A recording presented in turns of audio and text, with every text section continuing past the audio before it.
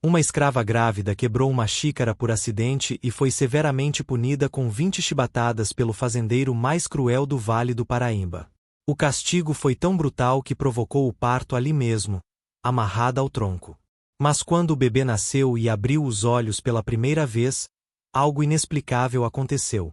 O fazendeiro ficou completamente paralisado, começou a chorar descontroladamente, e sua vida mudou para sempre naquele instante. Essa história vai te deixar sem palavras. Me conta aqui nos comentários, de que cidade você está assistindo. E se você quer mais histórias impressionantes de transformação e milagres, se inscreve no canal agora e ativa o sininho. Não perde! O outono de 1866 chegava ao Vale do Paraíba com suas manhãs frias e tardes ainda quentes, criando névoa espessa que cobria os cafezais como um manto fantasmagórico. Na fazenda Três Colinas, uma das propriedades mais prósperas da região fluminense, a rotina brutal começava antes do amanhecer, como sempre. Mas naquela terça-feira de maio, algo aconteceria que quebraria a rotina de forma tão dramática que seria lembrado por gerações. Tudo começou com Isabela, uma mulher de aproximadamente 27 anos, grávida de 8 meses, que cometeu o que seu senhor considerava crime imperdoável. Ela havia quebrado uma xícara de porcelana cara enquanto servia café da manhã na casa grande. A xícara pertencia a um jogo de chá importado da Inglaterra, presente de casamento que a senhora Amélia, esposa do proprietário comendador Henrique Tavares da Silva, estimava acima de quase todas as suas outras posses. Quando a xícara escorregou das mãos trêmulas de Isabela, trêmulas porque ela mal havia dormido na noite anterior devido a contrações preliminares, e se estilhaçou no piso de mármore da sala de jantar, o silêncio que se seguiu foi mais aterrorizante que qualquer grito. Senhora Amélia ficou pálida, depois vermelha de raiva. O comendador Henrique, homem de 55 anos conhecido por temperamento explosivo e senso inflado de honra pessoal, levantou-se lentamente de sua cadeira, seus olhos fixos em Isabela com fúria que fazia o ar parecer eletricamente carregado. Você, ele disse com voz perigosamente calma, destruiu propriedade valiosa. Não apenas qualquer propriedade, mas algo que minha esposa preza. E fez isso por pura negligência e falta de cuidado. Isabela tentou explicar, tentou pedir desculpas, suas mãos automaticamente protegendo o ventre volumoso. Senhor, eu sinto muito, foi acidente, eu não. Meus dedos estavam inchados e ela escorregou, eu. Mas Henrique a interrompeu com um gesto brusco. Silêncio. Não quero ouvir desculpas. Você vai aprender que nesta casa, descuido tem consequências severas.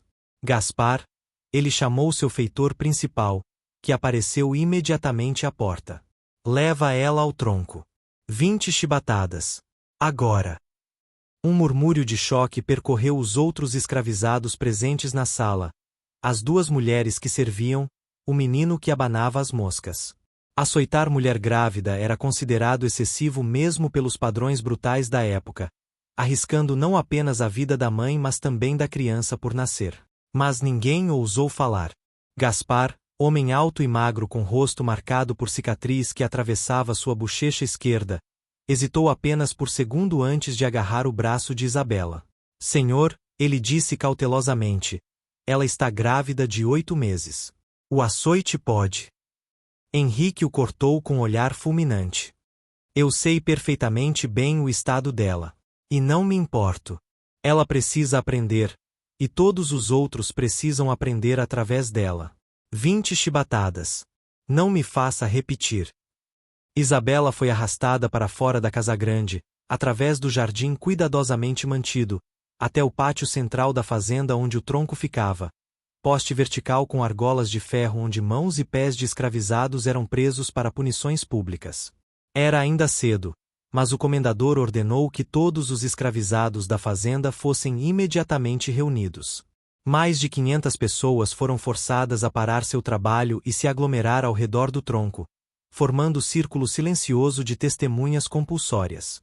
Henrique fazia questão de que punições fossem eventos públicos, não apenas para punir o transgressor mas para aterrorizar todos os outros, mantendo o controle através do medo. Isabela foi amarrada ao tronco, suas mãos presas acima da cabeça, seu corpo virado de forma que suas costas ficassem expostas. Ela estava usando vestidos simples de algodão que Gaspar rasgou nas costas para expor a pele. Isabela começou a chorar silenciosamente, não tanto pela dor que estava por vir.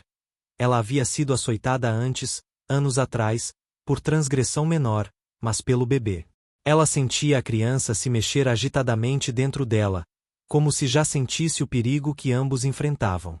Por favor, ela implorou uma última vez, virando a cabeça o máximo que podia para olhar para Henrique.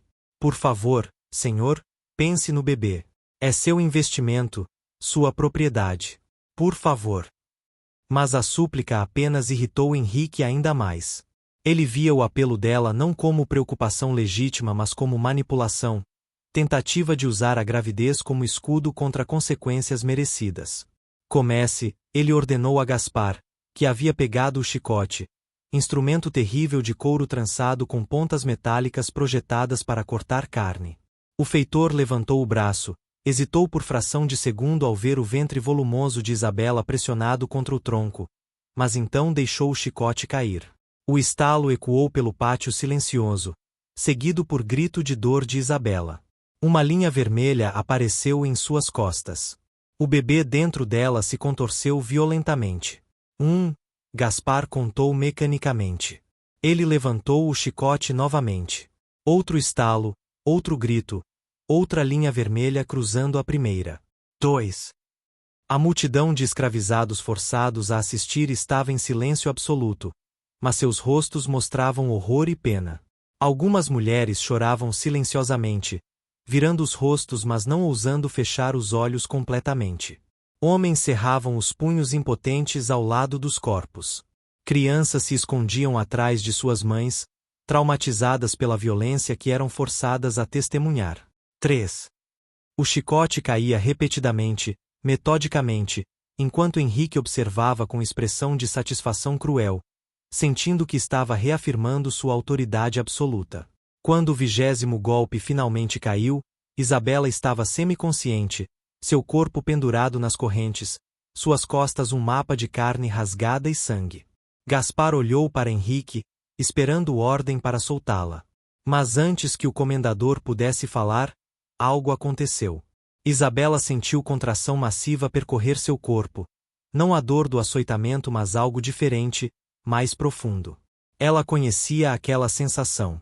O trabalho de parto estava começando, ali mesmo, amarrada ao tronco, sangrando, em choque. O bebê, ela conseguiu sussurrar. O bebê está vindo. E então, para horror de todos presentes, ela sentiu o líquido amniótico escorrer por suas pernas, molhando o chão de terra embaixo dela. O parto havia começado, provocado pelo trauma do açoitamento, e não havia como pará-lo agora. O pânico que se seguiu foi instantâneo mas contido pelo medo. Gaspar imediatamente desatou Isabela do tronco, e ela desabou no chão, incapaz de sustentar o próprio peso. Henrique, por sua vez, ficou pálido, mesmo para seus padrões brutais. Perder tanto a mãe quanto a criança seria perda financeira significativa e também atrairia críticas indesejadas de outros fazendeiros. Havia limite para a crueldade aceitável, e causar morte de escrava grávida por açoitamento excessivo estava além desse limite mesmo na sociedade escravocrata de 1866.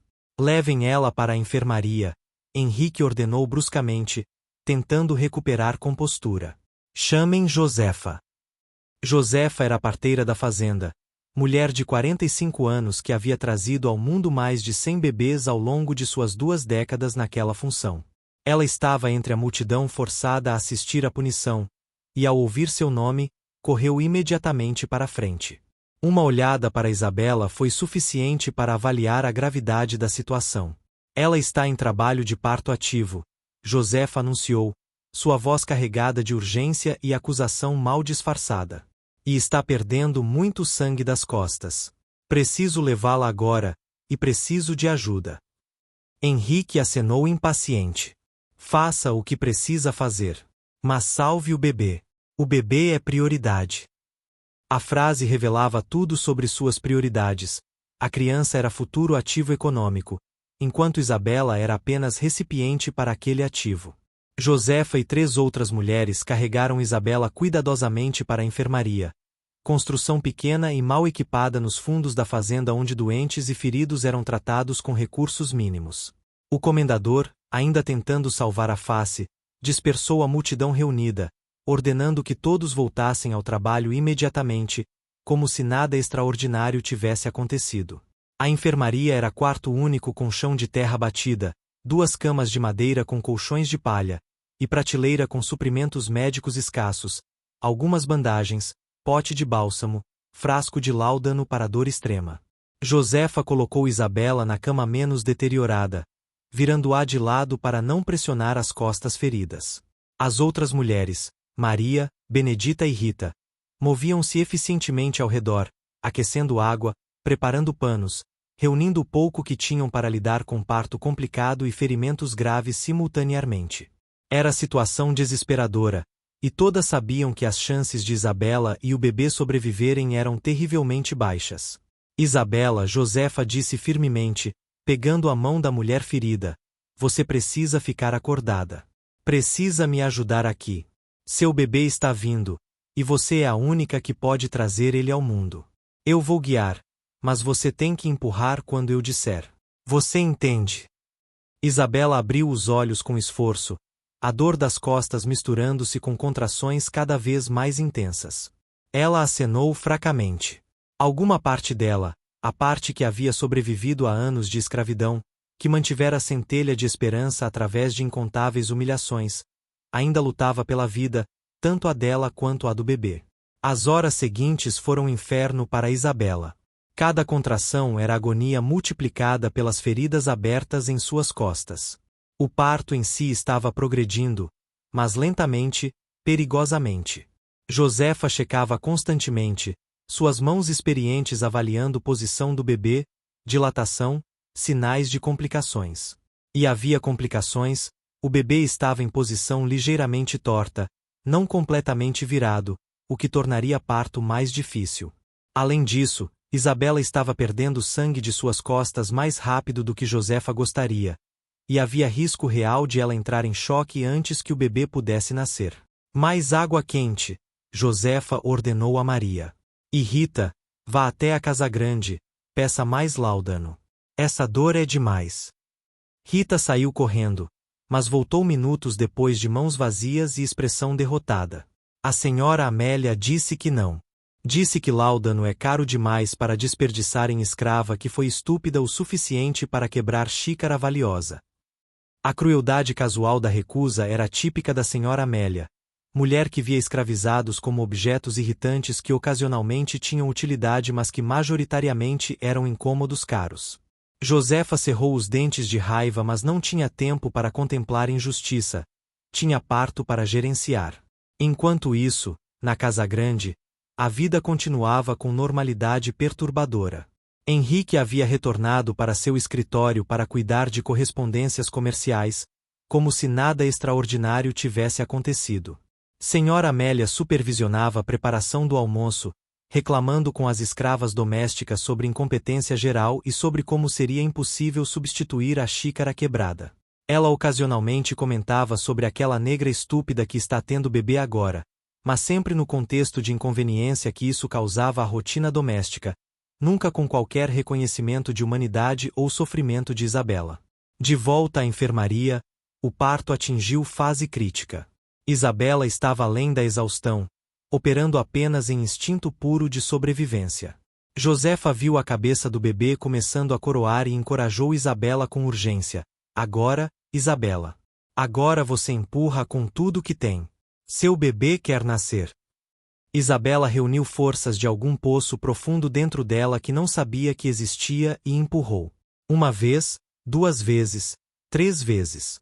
Na 4ª tentativa, com um grito que ecoou pela enfermaria e além, o bebê nasceu, deslizando para as mãos espertas de Josefa num rache de fluido e sangue.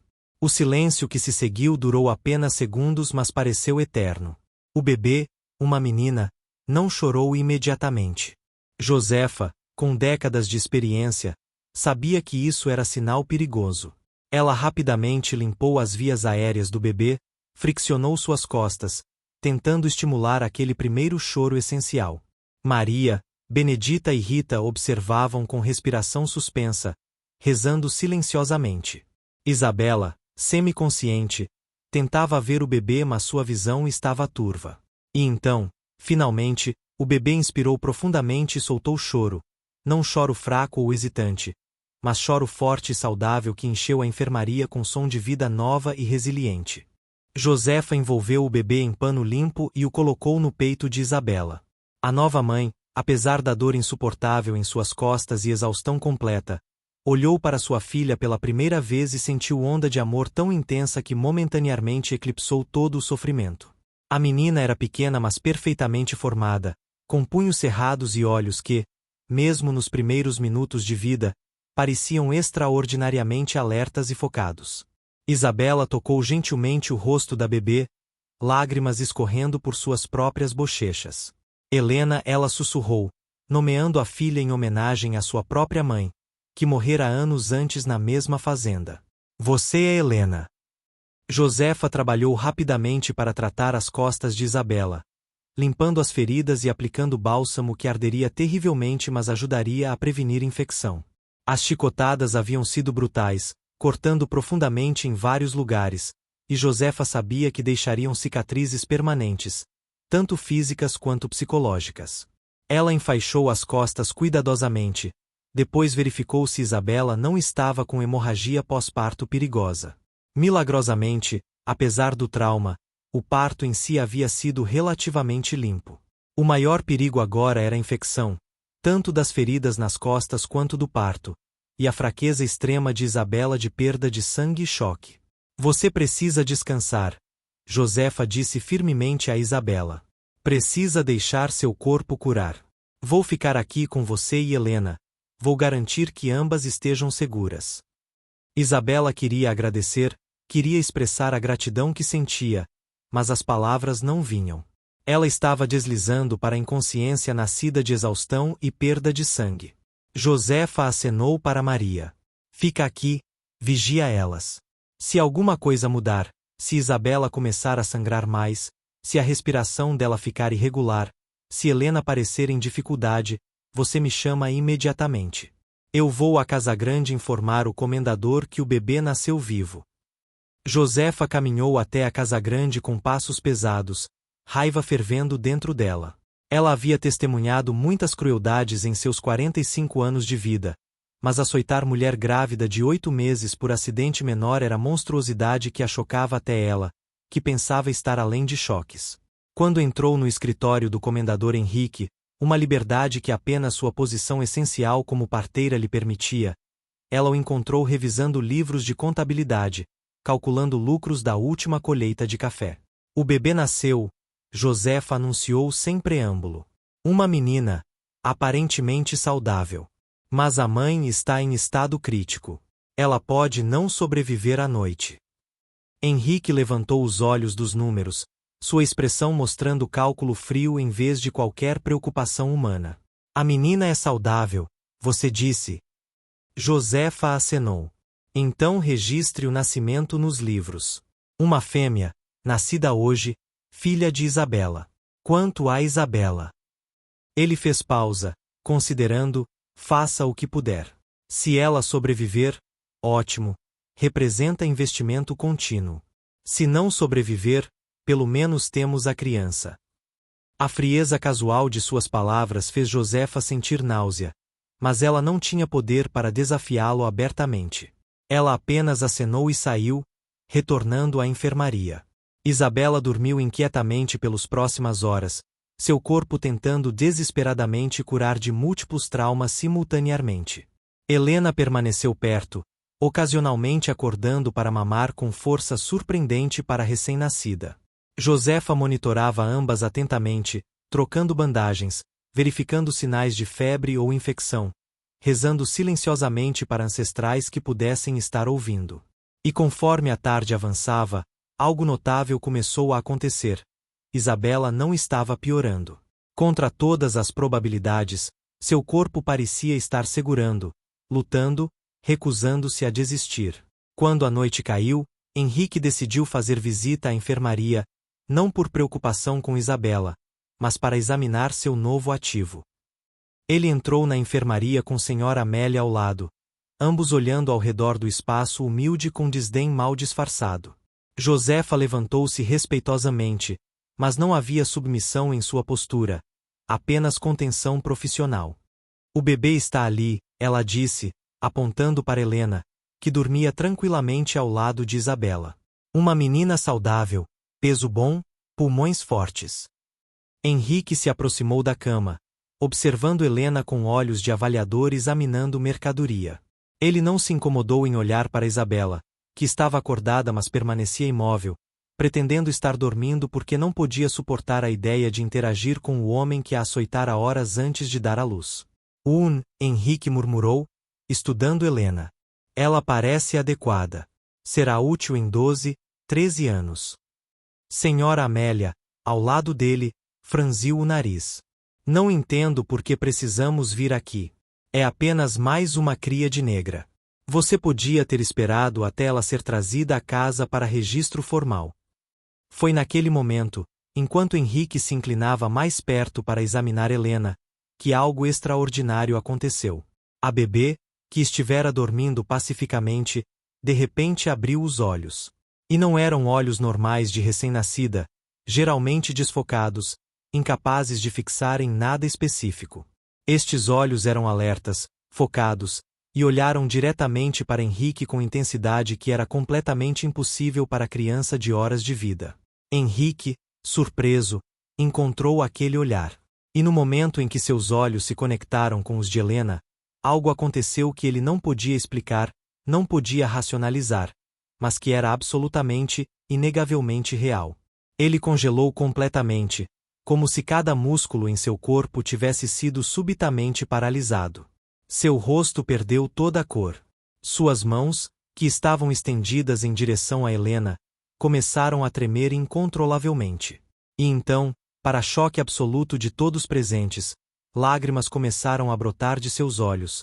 Lágrimas que ele não podia controlar, não podia parar, não podia nem compreender. Senhora Amélia olhou para o marido alarmada. Henrique? O que está acontecendo? Você está bem? Mas Henrique não respondia. Ele estava preso no olhar daquela bebê impossível, experimentando algo que desafiava toda a lógica e razão. O que Henrique experimentava naquele momento de conexão com os olhos de Helena era a devastação psicológica completa de todas as defesas que construíra ao longo de décadas. Era como se aquela bebê de horas de vida tivesse capacidade de ver através dele completamente, não apenas suas ações mas suas motivações, não apenas seu presente mas seu passado, não apenas seu comportamento público mas seus pensamentos mais secretos. E sendo forçado a se ver através daqueles olhos inocentes mas de alguma forma oniscientes era experiência insuportável. Ele viu a si mesmo como realmente era, não o respeitado comendador, não o proprietário bem-sucedido, não o pilar da sociedade local. Viu o sádico que encontrava prazer em exercer poder sobre os indefesos. Viu o tirano que justificava a crueldade através de racionalização econômica e social. Viu décadas de decisões brutais tomadas sem hesitação, sem remorso, sem reconhecimento da humanidade daqueles que sofreram sob sua autoridade. E viu especificamente, com clareza que o fazia sentir fisicamente doente, a monstruosidade do que fizera naquela manhã. Açoitar mulher grávida de 8 meses por quebrar xícara, colocando em risco tanto ela quanto a criança por nascer por razões que não eram nem econômicas nem práticas, mas puramente sádicas. O peso dessa autorrevelação forçada era esmagador. Henrique sentiu os joelhos fraquejarem. Ele cambaleou para trás, quebrando o contato visual com Helena mas não escapando do impacto do que vira. Suor brotava em sua testa apesar da noite estar fresca. Seu coração batia descompassado. E as lágrimas, aquelas lágrimas inexplicáveis, continuavam escorrendo por seu rosto em fluxo constante que ele não conseguia estancar. Senhora Amélia o segurou pelo braço, genuinamente alarmada agora. Henrique, pelo amor de Deus, o que está errado com você? Você está tendo algum tipo de ataque? Josefa observava tudo com mistura de satisfação sombria e admiração reverente. Ela não compreendia completamente o que estava acontecendo, mas reconhecia que algo profundo e significativo se passava. Isabela, também observando através de olhos semicerrados, sentiu onda de emoções contraditórias. Satisfação em ver seu torturador tão obviamente perturbado, mas também medo do que isso poderia significar para ela e Helena. Homens poderosos confrontados com suas próprias fraquezas às vezes reagiam com violência redobrada, tentando reacertar controle através de crueldade ainda maior. Henrique finalmente conseguiu articular palavras, sua voz rouca e quebrada. Saia, todos saiam, agora. Senhora Amélia tentou protestar. Henrique, você claramente está doente, precisa de médico. Mas ele a cortou com voz que, embora trêmula, ainda carregava autoridade. Saia! O grito fez Senhora Amélia recuar. Ela olhou para o marido com expressão ferida e confusa. Depois saiu rapidamente da enfermaria. Josefa hesitou, não querendo deixar Isabela e Helena sozinhas com Henrique em tal estado imprevisível. Mas ele virou-se para ela e repetiu: Você também. Saia. Agora. Josefa saiu relutantemente, mas ficou logo do lado de fora da porta, ouvidos atentos para qualquer som de violência. Dentro da enfermaria, Henrique ficou sozinho com Isabela e Helena, a mulher que ele torturara e a criança que de alguma forma o forçara a ver verdade sobre si mesmo. Ele se aproximou da cama novamente, mas desta vez não com arrogância de proprietário examinando propriedade. Aproximou-se hesitantemente, quase com medo. Isabela, todos seus instintos de proteção maternal ativados, moveu Helena mais perto de seu peito, preparando-se para defender a filha com qualquer força que ainda possuía. Mas Henrique não fez movimento para pegar Helena. Em vez disso, ele fez algo completamente inesperado. Ele caiu de joelhos ao lado da cama. Um homem de 55 anos, proprietário de uma das fazendas mais prósperas do Vale do Paraíba, comendador respeitado na sociedade local, ajoelhando-se no chão de terra batida de uma enfermaria de escravos. E então, com voz quebrada por soluços que ele não conseguia controlar, ele falou: Eu sinto muito. Pelo que fiz. Pelo que venho fazendo. Por todos os anos de... Ele não conseguiu terminar a frase. As palavras se perderam em choro que sacudia todo o seu corpo. Isabela olhava para ele em choque absoluto. Parte dela queria cuspir em seu rosto, gritar toda a raiva e dor acumulada. Mas outra parte, talvez a parte que acabará de passar por experiência de quase morte e nascimento, talvez a parte que segurava nova vida em seus braços, sentia algo mais complexo. Não perdão. Seria impossível perdoar tão rapidamente, tão completamente.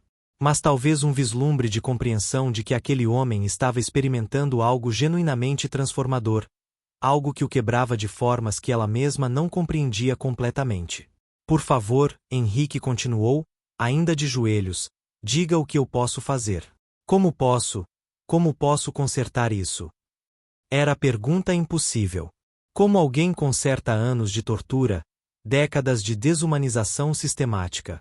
Isabela não tinha resposta. Mas Helena, como se respondendo à pergunta por ambas, fez um som pequeno, não choro, mas algo mais suave, quase como murmúrio. Henrique olhou para o bebê novamente, mais cautelosamente desta vez, evitando contato visual direto como se temesse ser novamente devastado pela força daquele olhar impossível. E viu não julgamento apenas, mas também algo que poderia ser compaixão? De criança de horas? Era absurdo, impossível, mas sentia-se real. Josefa, incapaz de conter sua preocupação por mais tempo, entrou novamente na enfermaria. O que viu a deixou completamente atordoada, o comendador Henrique de joelhos, chorando, claramente em estado de colapso emocional. Ela se aproximou cautelosamente. Senhor? O senhor precisa sair. Isabela precisa descansar, e o senhor está... O senhor não está bem. Henrique olhou para Josefa, seus olhos vermelhos e inchados, seu rosto uma máscara de angústia. Ela, o bebê, fez algo comigo. Não sei o que. Não posso explicar. Mas me fez ver tudo. Josefa entendeu imediatamente. Helena tinha dom de revelar verdades, de forçar confronto com consciência. Era raro, mencionado apenas em histórias antigas que Josefa ouvirá de sua avó, mas ela reconheceu os sinais. Henrique finalmente se levantou do chão da enfermaria, suas pernas trêmulas mal sustentando seu peso. Ele olhou uma última vez para Isabela e Helena, um olhar carregado de remorso, confusão e algo que poderia ser o início de transformação genuína, antes de cambalear para fora na noite. Josefa o assistiu ir, depois se virou para Isabela. Você está bem? Ela perguntou gentilmente. Isabela acenou, embora bem fosse discrição generosa considerando suas costas dilaceradas e exaustão profunda. O que aconteceu com ele? Isabela perguntou, sua voz fraca. O que Helena fez? Josefa sentou-se cuidadosamente na beira da cama. Sua filha, ela disse lentamente, escolhendo palavras com cuidado, tem domingo dom de fazer pessoas verem verdade sobre si mesmas. Minha avó me contou sobre crianças assim. Elas nascem raramente, geralmente em momentos de grande sofrimento ou injustiça, e vêm para consertar coisas. Para forçar mudança. O comendador olhou nos olhos dela e viu o que ele realmente é. E para homem como ele, que passou décadas evitando essa verdade, deve ter sido devastador. Isabela absorveu as palavras, olhando para Helena com admiração renovada e também preocupação. Isso é perigoso para ela? Se ela tem esse poder? Pode ser, Josefa admitiu honestamente.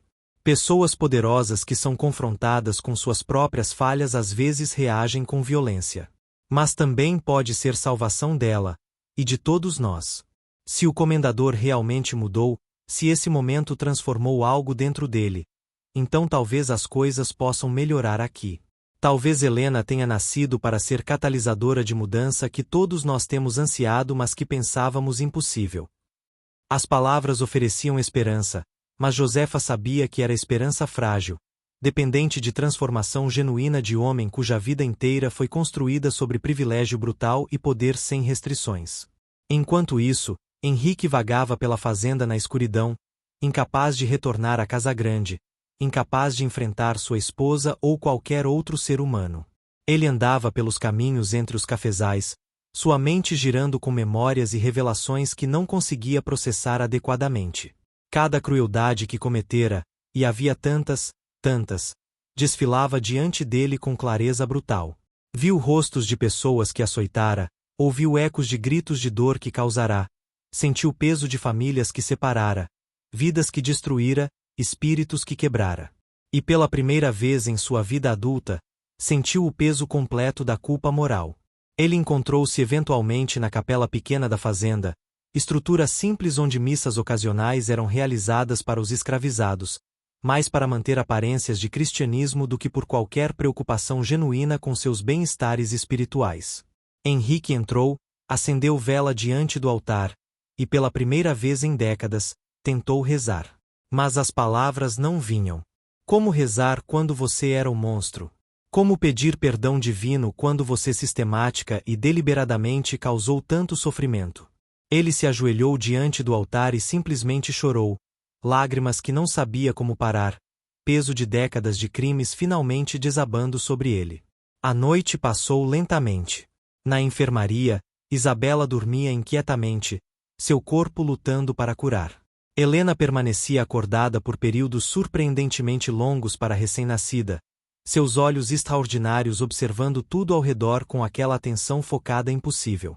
Josefa permaneceu ali a noite toda, monitorando ambas, trocando bandagens, verificando sinais de febre ou infecção. E conforme as horas passavam, ela começou a notar algo notável. Isabela estava se recuperando mais rápido do que deveria ser possível. As feridas em suas costas, embora ainda terríveis, não estavam infeccionadas. Sua força parecia estar retornando gradualmente. Era como se a presença de Helena de alguma forma acelerasse cura, como se o mesmo dom que forçava confronto com verdade moral também trouxesse algum tipo de cura física ou espiritual. Quando o amanhecer finalmente chegou, pintando o céu de rosa e dourado, Henrique ainda estava na capela. Ele não havia dormido, não havia resolvido a crise existencial que o consumia, mas havia tomado algumas decisões. Decisões que sua antiga personalidade teria considerado loucura, mas que agora pareciam única forma de viver consigo mesmo. Ele se levantou, corpo rígido de passar noite inteira ajoelhado, e caminhou lentamente de volta para a casa grande. Senhora Amélia estava na sala de jantar, tomando café sozinha, sua expressão mostrando preocupação misturada com irritação pelo comportamento estranho do marido. Henrique, ela disse quando ele entrou. Onde você esteve a noite toda? Você me preocupou. O que aconteceu ontem à noite na enfermaria? Você parecia diferente. Doente. Henrique sentou-se pesadamente na cadeira de frente para ela. Ele parecia ter envelhecido 10 anos durante a noite, seu rosto marcado por linhas de estresse e exaustão que não estavam lá no dia anterior. Amélia, ele começou, sua voz rouca de horas de choro. Eu preciso fazer mudanças. Mudanças significativas em como administramos esta fazenda, em como tratamos as pessoas que vivem aqui. Senhora Amélia franziu as sobrancelhas. Do que você está falando? Que mudanças? Henrique respirou fundo antes de continuar. Não haverá mais castigos físicos. Nenhum açoitamento, nenhuma tortura, nenhuma punição corporal. Vamos melhorar as condições nas senzalas, telhados adequados, chão de tábua, cobertores suficientes. As rações de comida serão aumentadas. Médico será chamado quando necessário. E ele hesitou, sabendo que o próximo anúncio seria o mais chocante. Vamos começar processo de permitir que pessoas comprem sua liberdade através de trabalho. Preços justos, cronogramas realistas. O silêncio que seguiu foi absoluto. Senhora Amélia olhava para o marido como se ele tivesse perdido completamente a razão. Você enlouqueceu? Ela finalmente disse. Isso vai nos arruinar. Vai custar fortuna. E vai fazer os negros pensarem que somos fracos, que podem exigir mais. Henrique balançou a cabeça lentamente. Não vou discutir isso, Amélia. Não estou pedindo sua permissão. Estou te informando do que vai acontecer. Algo mudou em mim ontem à noite. Algo que não consigo explicar completamente, mas que é absolutamente real. E não posso continuar vivendo como vivi. Simplesmente não posso. Senhora Amélia levantou-se abruptamente da mesa, sua xícara de café, uma das poucas restantes do jogo que Isabela quebrara, batendo ruidosamente no pires. Você vai nos tornar o ridículo da região. Os outros fazendeiros vão nos ostracizar. E tudo por causa de uma negra estúpida e um bebê. Henrique olhou para sua esposa, vendo pela primeira vez com clareza que ela era cúmplice de todas as crueldades que ele cometera, que sua própria transformação necessária significaria inevitável distanciamento dela. Não é sobre Isabela ou o bebê, ele disse calmamente. É sobre finalmente reconhecer que passei décadas sendo monstro, e que preciso parar. Preciso ser diferente. E vou ser, com ou sem seu apoio. Nos dias seguintes, a Fazenda Três Colinas passou por mudanças que deixaram todos, tanto escravizados quanto administradores, em estado de choque atordoado. Henrique começou implementando suas promessas imediatamente. Ele convocou Gaspar e os outros feitores e anunciou suspensão imediata de todas as punições físicas. Quando Gaspar protestou que isso tornaria impossível manter ordem, Henrique o demitiu no local e promoveu o homem mais jovem e menos brutal chamado Paulo ao cargo de feitor principal. Foi declaração clara de que mudanças eram sérias, não temporárias. As melhorias físicas começaram no dia seguinte. Carpinteiros foram contratados da cidade para reformar as senzalas. Rações de comida foram dobradas imediatamente, com promessa de triplicá-las assim que logística permitisse.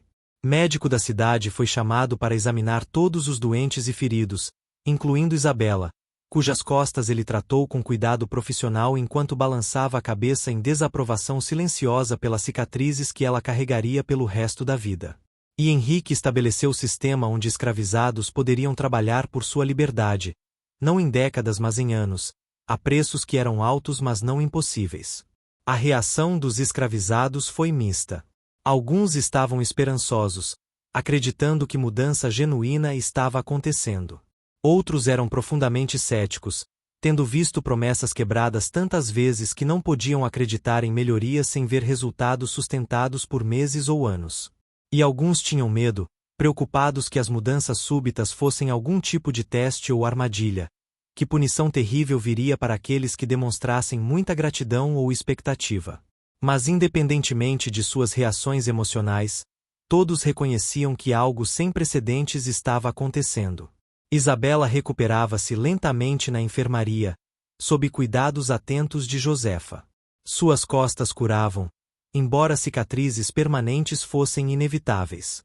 Sua força retornava gradualmente, ajudada por comida melhorada que Henrique ordenara especificamente para ela: caldo de galinha, frutas frescas, pão macio. E Helena crescia visivelmente a cada dia, mamando vigorosamente, ganhando peso, demonstrando vitalidade impressionante para bebê nascido sob circunstâncias tão traumáticas. Mas o que mais impressionava Josefa era o efeito que Helena tinha em todos que passavam tempo perto dela. Pessoas relatavam sentir-se mais calmas, mais esperançosas, mais conscientes de suas próprias falhas, mas também de suas capacidades de mudança. Henrique visitava a enfermaria diariamente, sempre pedindo permissão a Isabela antes de entrar, sempre mantendo distância respeitosa. Ele nunca tentava pegar Helena ou mesmo olhar diretamente em seus olhos, parecendo instintivamente temer outro confronto devastador com verdades que já o haviam quebrado uma vez. Em vez disso, ele falava com Isabela, perguntando sobre sua recuperação, perguntando o que ela precisava, e gradualmente, muito gradualmente, começando conversas mais profundas sobre suas mudanças planejadas para a fazenda. Ele parecia genuinamente interessado em sua perspectiva, valorizando o insight de alguém que experimentara diretamente o sistema brutal que ele agora tentava desmantelar. Por que você está fazendo isso? Isabela perguntou numa tarde, cerca de uma semana após o nascimento de Helena. Sua voz era mais forte agora, embora ainda carregasse vestígios de dor física e emocional. Por que mudança tão súbita? Henrique ficou em silêncio por longo momento antes de responder. Porque olhei nos olhos da sua filha e vi o que realmente sou. Não o que finjo ser, não o que me convenço que sou, mas a verdade nua e brutal. Sou monstro, Isabela. Sempre fui. E Helena me forçou a reconhecer isso de forma que não posso mais ignorar ou racionalizar. E agora preciso tentar ser diferente. Não sei se é possível redenção para alguém como eu, mas preciso tentar. A honestidade crua de sua resposta surpreendeu Isabela. Ela estudou o rosto de Henrique, vendo genuína angústia ali, genuíno arrependimento. Você sabe que suas mudanças não apagam o que você fez, não é? Ela disse gentilmente mas firmemente. Não apaga anos de sofrimento que causou, não apenas a mim mas a centenas de outros. Não devolve famílias que você separou, não cura cicatrizes, físicas ou emocionais, que deixou. Henrique acenou, lágrimas brotando em seus olhos. Eu sei. Acredite, eu sei.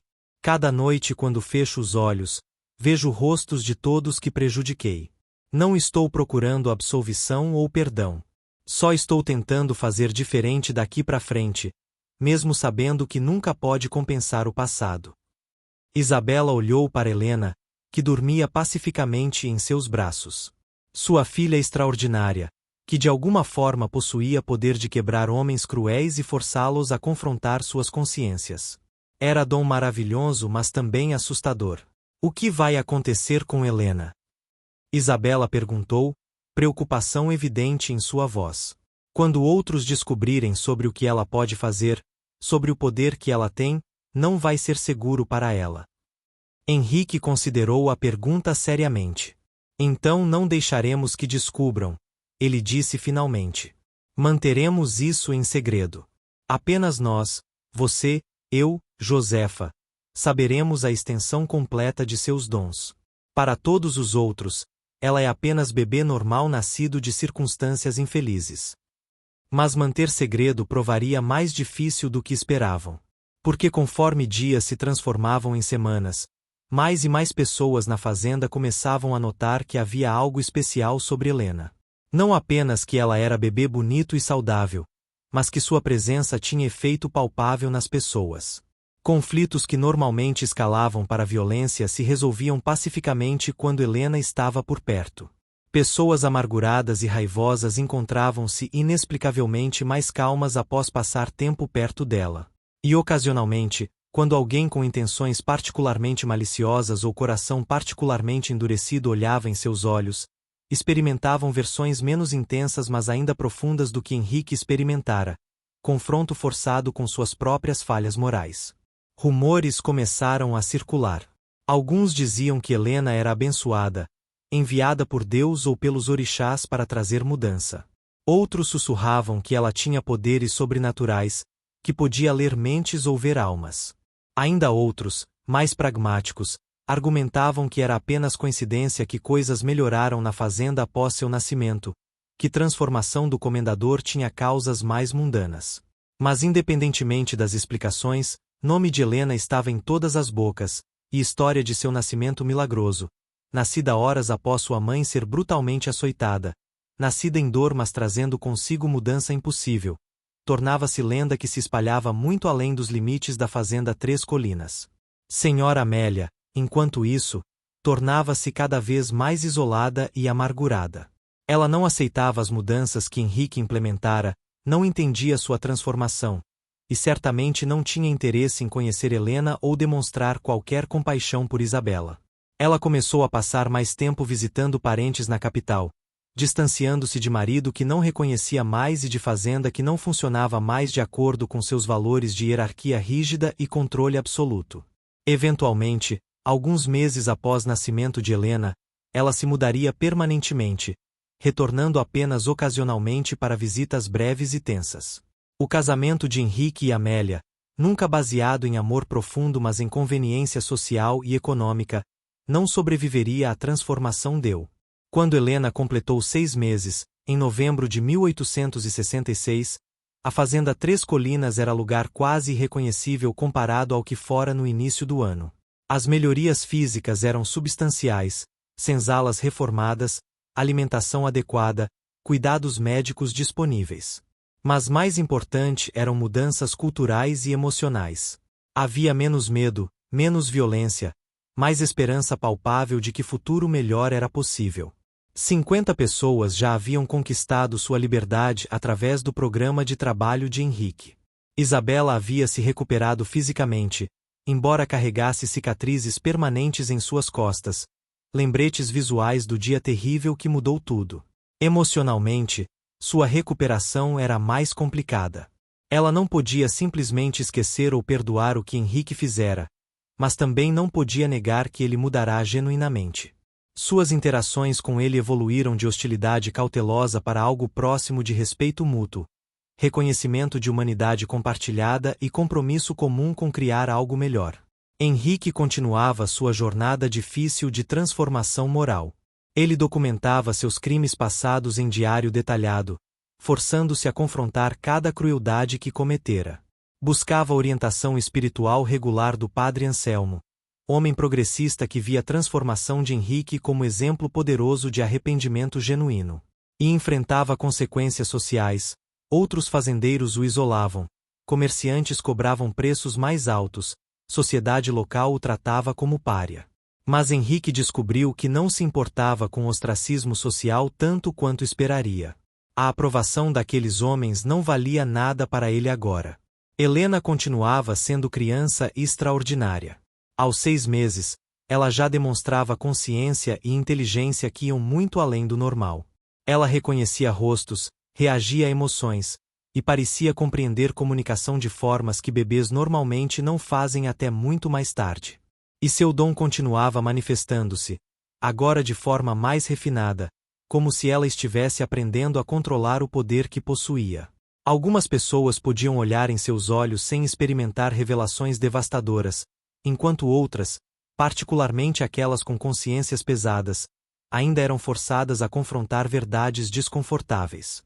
Foi nesse período que aconteceu o incidente que testaria verdadeiramente o compromisso de Henrique. Um jovem chamado André foi acusado de roubar comida da despensa. Sob regime anterior, isso resultaria em açoitamento severo. Paulo, o novo feitor, trouxe André esperando punição. Mas Henrique, em vez de punir, sentou-se com André e perguntou por quê. André explicou que sua irmã estava doente, precisando de nutrição melhor. Henrique levou André à enfermaria, ordenou melhor cuidado para a irmã, e disse: se alguém em sua família precisa de algo, você vem me pedir. Não precisa roubar. Estamos construindo comunidade aqui. À medida que 1867 chegava, a fama da Fazenda Três Colinas e da criança milagrosa nascida ali começou a se espalhar. Visitantes vinham ver com próprios olhos, abolicionistas buscando exemplo de como transição era possível, fazendeiros curiosos sobre modelo diferente. Henrique recebia visitantes seletivamente, protegendo cuidadosamente privacidade de Isabela e Helena. Um visitante importante foi Joaquim Nabuco, jovem advogado abolicionista. Ele passou 3 dias na fazenda, conversando com Henrique, Isabela e trabalhadores. Ficou profundamente impressionado com a transformação genuína que testemunhou. E quando conheceu Helena e olhou em seus olhos extraordinários, sentiu aquele confronto com consciência própria que renovava seu compromisso com causa abolicionista. A história de Helena estava se tornando símbolo poderoso de que mudança era possível, de que até os sistemas mais brutais podiam ser desafiados e transformados. Os anos passaram, e Helena cresceu em ambiente radicalmente diferente de onde nascerá. Aos 5 anos, ela era criança brilhante, compassiva e surpreendentemente sábia para sua idade. Seu dom evoluíra, ela tinha agora controle consciente substancial sobre quando e como usá-lo, tendo aprendido com orientação de Isabela, Josefa e Padre Anselmo a empregar seu poder com sabedoria e compaixão, não como arma mas como ferramenta de cura e transformação.